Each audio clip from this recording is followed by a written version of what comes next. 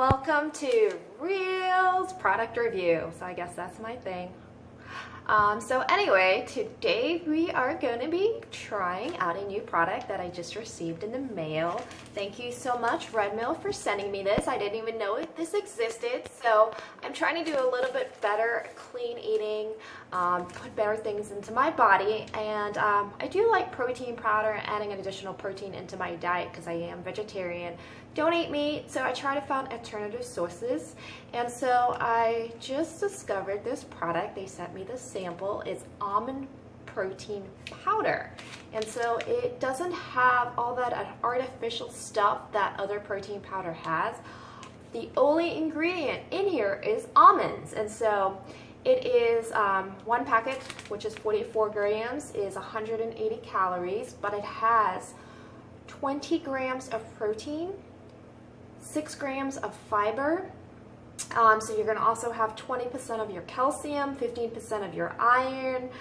So it has only good stuff in here. So if you go read the back of other protein powders, you're going to have a whole list of ingredients of stuff you don't even recognize. So I'm super excited to try this. You can put this into your protein shakes. You can bake with this. I am going to do this with some oatmeal, so let me try this out. So I am going to try this first. I can't open it, so let's try with some scissors. Okay. I'm curious to see what it tastes like before I actually put it into my oatmeal. So let's see. So this is what it looks like.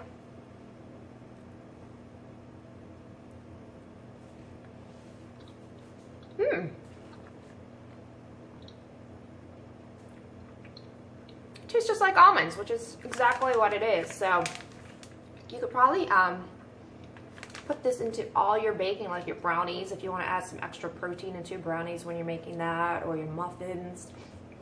It tastes really good, actually. I could probably just eat it like this. Yum, yum. So I'm going to go and make some oatmeal and try this out.